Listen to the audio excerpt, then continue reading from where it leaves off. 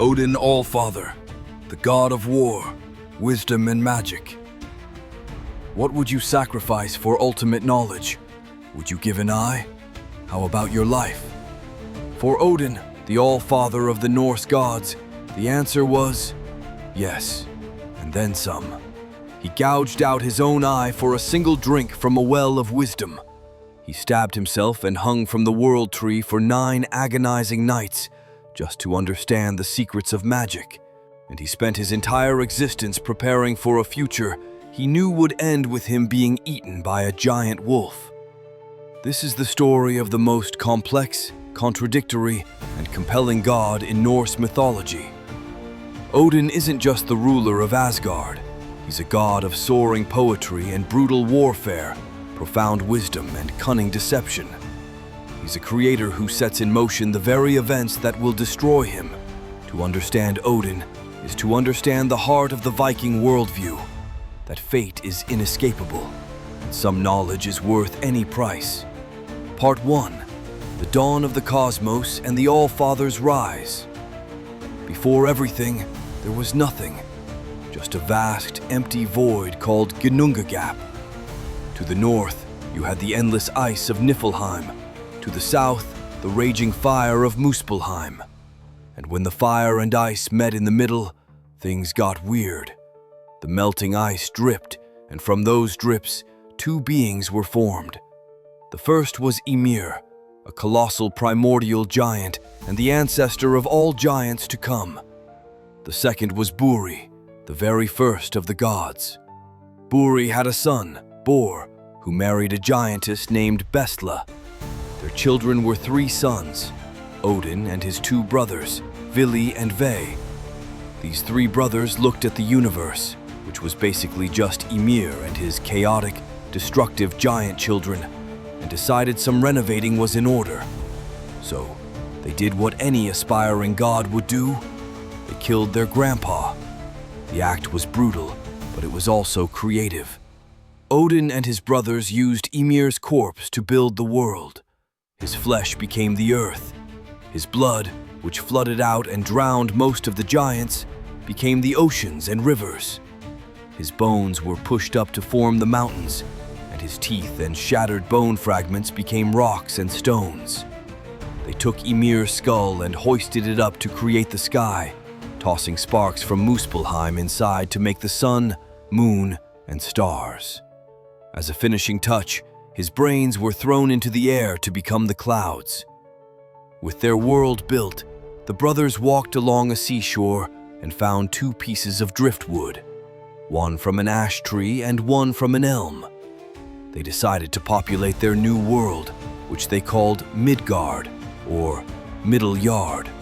Odin breathed the spirit of life into the wood. Vili gave them minds and feelings, and Ve gave them sight and hearing. They named the first man Ask and the first woman Embla, and from them came all of humanity. This single, violent, and world-shaping act cemented Odin's role as the Allfather. He wasn't just a ruler, he was a creator who brought order from chaos and life from death. He and his brothers became the Aesir, the first gods, and built their own kingdom, Asgard, high in the branches of the great world tree, Yggdrasil. Part 2. The Thirst for Knowledge, the Price of an Eye. Odin had created a world, but that wasn't enough. From his high throne in Asgard, he could see everything that happened across the 9 worlds. But seeing isn't the same as understanding. Odin was obsessed with the thirst for true wisdom.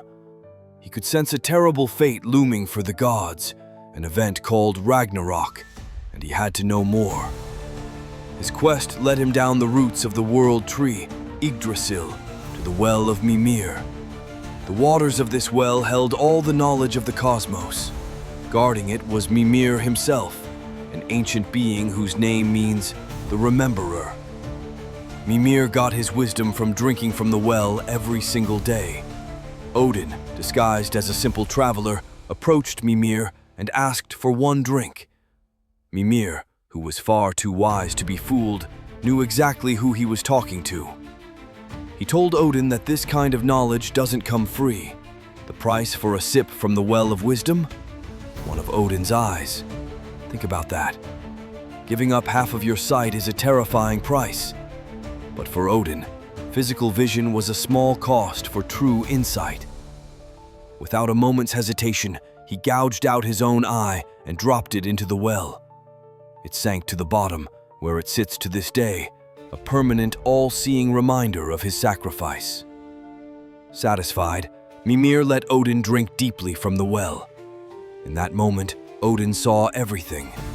He saw the beginning of time, the secrets of the earth, and most importantly, the future.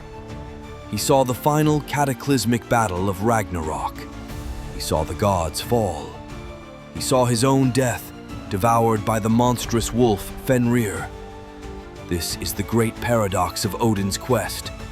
The wisdom he gained didn't give him an escape route. It just confirmed his doom. But it also gave him a purpose. From that day on, every single thing Odin did was part of a grand, desperate plan to prepare the cosmos for the end he knew was coming. His missing eye became his most famous feature, a symbol of his core belief. No sacrifice is too great for wisdom. Part 3. The Hanging God, Unlocking the Runes. Odin had cosmic knowledge, but he needed more. He needed power. He had seen the Norns, the three fates of Norse myth, carving strange symbols into the trunk of Yggdrasil. These were the runes, and they weren't just letters. They were a system of powerful magic that could shape existence itself. To know the runes was to have power over life, death, and destiny, and Odin had to have them. But the runes demanded a sacrifice even greater than an eye. This kind of knowledge had to be won through an ordeal of life and death. To learn the secrets of the runes, Odin had to sacrifice himself to himself. He went to the great world tree, Yggdrasil. First, he stabbed himself with his own spear, Gungnir. Then, he hanged himself from a high branch, suspended between the worlds, with no food, no water, and no help from the other gods. For 9 agonizing days and 9 sleepless nights, Odin hung there, tormented, teetering on the edge of death. It was a shamanic vision quest pushed to the absolute limit. As his body failed, his will held strong. He stared down into the abyss, calling to the runes. Finally, on the 9th night, at the very brink of death, they answered. In a flash of blinding insight, the vision exploded in his mind. He saw the runes, understood their sounds, their shapes, and the deep secrets they held. With a final scream, he seized them, pulling their knowledge into his very being. His ordeal was over. He fell from the tree, not dead, but reborn. He had mastered 18 powerful magic spells, giving him the power to heal the sick, blunt an enemy's sword, calm the seas, and even raise the dead to ask them questions. This ordeal, described in the ancient poem Havamal, gives us one of Odin's most famous names, Ygg, the Terrible One. Yggdrasil actually means Ygg's horse, or more grimly, Odin's gallows. More than any other story, this shows his unbelievable commitment.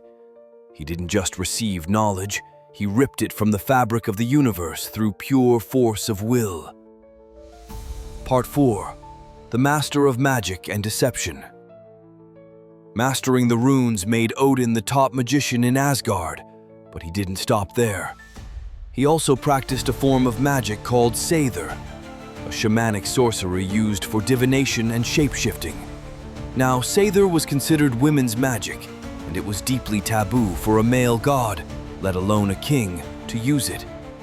But Odin couldn't care less about social norms when power was on the line. He embraced it, learning to send his spirit out of his body to travel the 9 worlds while his physical form lay as if dead. He was a god of warriors, but he wasn't afraid to use methods others saw as shameful to get what he wanted. This cunning, do-whatever-it-takes side of Odin is perfectly captured in the story of how he stole the mead of poetry. This wasn't just any booze. It was a magical brew that could turn anyone who drank it into a brilliant poet and scholar. Odin, being the god of poetry, decided it belonged to him. The mead had a pretty grim origin story. It was made from the blood of a wise being named Kvasir, who was murdered by a pair of dwarves. The dwarves later traded the mead to a giant named Suttung to save their own skins. Suttung hid the mead inside a mountain and told his daughter Gunnlöð to guard it. Bad move. Odin found out, disguised himself as a farmhand named Bolverk, which means evil worker, so, points for honesty, and set a plan in motion. Through a series of tricks, he got Suttung's brother, Baugi, to drill a hole into the mountain. Odin then turned into a snake, slithered inside, and found the giantess Gunnlöð. Switching back to his handsome, godly form, he seduced her, convincing her to let him have just one little sip from each of the 3 horns of mead. But Odin wasn't a one-sip kind of guy. He drained all 3 horns completely. With all the mead of poetry inside him, he transformed into an eagle and made a mad dash back to Asgard, with the furious Suttung hot on his heels, also in eagle form. Odin barely made it back in time, spitting the precious mead into vats the other gods had set out. In his haste, a few drops spilled down to Midgard, becoming the source of all bad poets and talentless hacks. But the pure stuff? Odin kept that to share with the gods and mortals he felt truly deserved the gift of poetry. It's the perfect Odin story, wise and creative, but also a treacherous, manipulative con artist. Part 5. The Companions of the All-Father. Odin never worked entirely alone. He surrounded himself with a crew of animal companions who were just as iconic as he was. His most famous partners were his 2 ravens, Hugin and Munin. Their names mean thought and memory. Every morning, Odin sent them out to fly across the 9 worlds. They were his spies, his eyes and ears in every corner of the cosmos. Every evening they'd return, perch on his shoulders, and whisper all the news and secrets they'd gathered right into his ear. Odin's greatest fear was that one day they wouldn't return, not just for the loss of his birds, but for the loss of his own mind. And while the ravens represented his intellect, his 2 wolves, Jerry and Freki, both names meaning the ravenous, symbolized his primal, warlike nature. In Valhalla, Odin was said to drink only wine, giving all of his food to the 2 wolves who sat at his feet. They were a living embodiment of his ferocity as a god of battle. For getting around, Odin had the most incredible mount imaginable, the 8-legged horse, Sleipnir. Sleipnir was the fastest horse in the universe, able to gallop across land, sea, and air. His 8 legs symbolized his ability to travel between the worlds, making him the perfect ride for a god on a constant shamanic journey. He could carry Odin to the land of giants or down to the realm of the dead without breaking a sweat. These companions weren't just pets. They were extensions of Odin himself. The ravens were his mind, the wolves were his fury, and the horse was his journey. Together, they paint a picture of a god who drew power from intellect and instinct, from the sky and the earth, from thought and from raw, untamable ferocity. Part 6. God of War, God of the Slain. While Odin is a god of wisdom, he is just as famous as a god of war. But he didn't fight wars like his son Thor, who just smashed things with a hammer. Odin's approach was all about strategy, magic, and manipulation. He wasn't just a fighter in wars, he was often the one who started them. Odin would wander the earth, stirring up conflict between human kings and lords. He wasn't just being a jerk, he was testing warriors to find the very best. His favor in battle was notoriously fickle. He might grant a king victory one day and ensure his defeat the next, because Odin's goals were bigger than any single battle. He was harvesting souls. This brings us to one of his most important titles, Valfathr, the Father of the Slain. Odin presided over Valhalla, the magnificent Hall of the Slain in Asgard.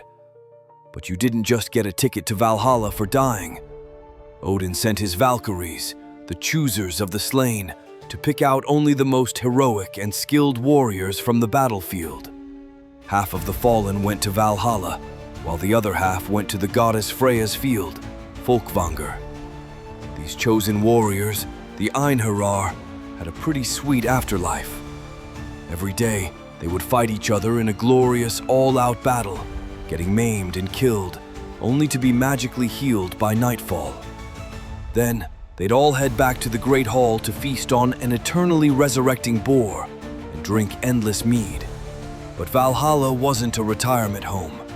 It was a training ground. Odin was gathering the greatest army the universe had ever seen, all because of the knowledge he'd gained from the Mimir's well. He knew Ragnarok was coming, and he needed every last hero he could get to stand with the gods against the giants and monsters. He was the god of war because war gave him soldiers. He was the god of death because death in battle was just a recruitment notice for his final army. Part 7. The Wanderer and the Many-Named God. Even though he was king of the gods, Odin rarely stayed home. One of his most famous identities was that of the Wanderer. He would constantly travel the 9 worlds, especially our world, Midgard, always in disguise. He'd appear as a tall, gray-bearded old man in a dark cloak, wearing a wide-brimmed hat pulled low to hide his single, piercing eye. As the Wanderer, he sought knowledge everywhere. He'd offer cryptic advice to kings, challenge giants to riddle contests, and seek out fortune-tellers to learn about the future. It's a powerful image, the king of the universe walking among mortals in humble clothes, reminding us that wisdom isn't always found on a throne. This habit of traveling in disguise is one reason he has so many names.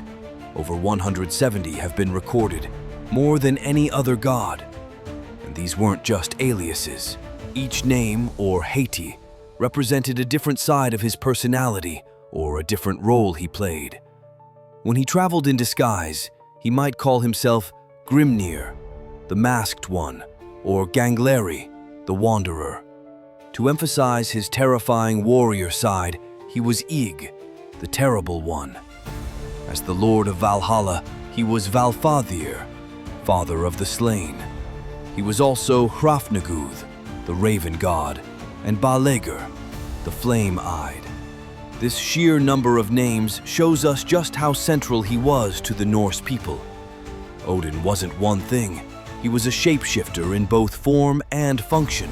A warrior might pray to the god of victory, while a poet would call on the god of inspiration.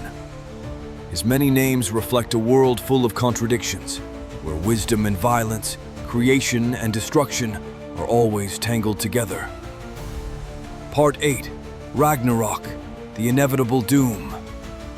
Everything Odin ever did, every sacrifice, every quest, every warrior in Valhalla was for one single event: Ragnarok, the twilight of the gods.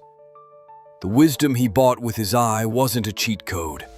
It was a detailed prophecy of his own end. The Norse gods weren't immortal. Their doom was written in fate. The prophecy began with Fimbulvetur, a great winter that would last for 3 straight years, plunging the world into chaos. The bonds of family would break, and humanity would tear itself apart. This was the signal. The monster wolf Fenrir would finally snap his chains. The world serpent Jormungandr would rise from the ocean, poisoning the air and sea. Loki himself would arrive on a ship made from the fingernails of the dead, leading an army of giants. As the forces of chaos gathered, the god Heimdall would sound the Gjallarhorn, and its blast would be the god's final call to arms. Odin, wearing his golden helmet and riding his 8-legged steed Sleipnir, would lead his massive army of Einherjar from Valhalla onto the battlefield for one last desperate fight. The battles were epic. Thor would kill the world serpent but die from its venom. Loki and Heimdall would kill each other, but Odin's fate was personal. His destiny was to face the monster wolf Fenrir, the very beast he and the other gods had bound out of fear so long ago. The All-Father would charge the wolf, god of order, against a beast of pure chaos. But the prophecy was absolute. Despite all his wisdom, power, and planning, Odin was doomed. Fenrir would open his impossibly huge jaws, one jaw on the earth, the other on the sky, and swallow the king of the gods whole. Odin's death would be avenged moments later by his silent son, Vidar, who would tear the wolf apart.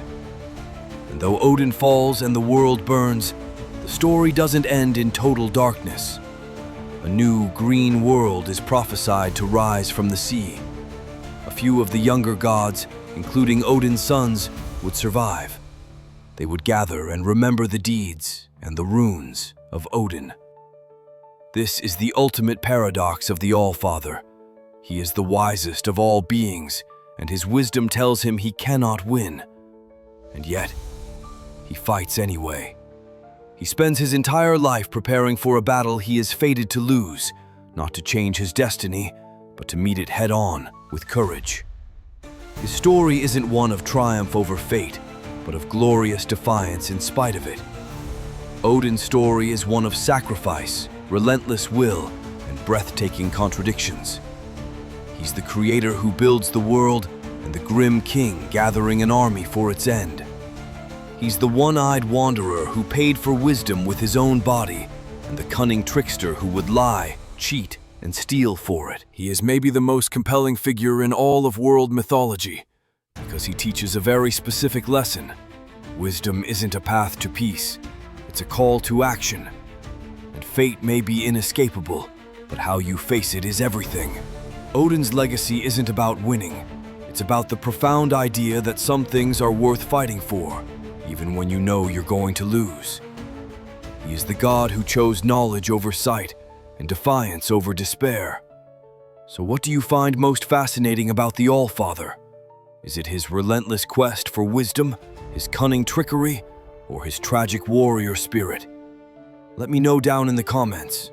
And if you enjoyed this dive into Norse mythology, make sure to hit that like button and subscribe for more tales from the ancient world. Thanks for watching.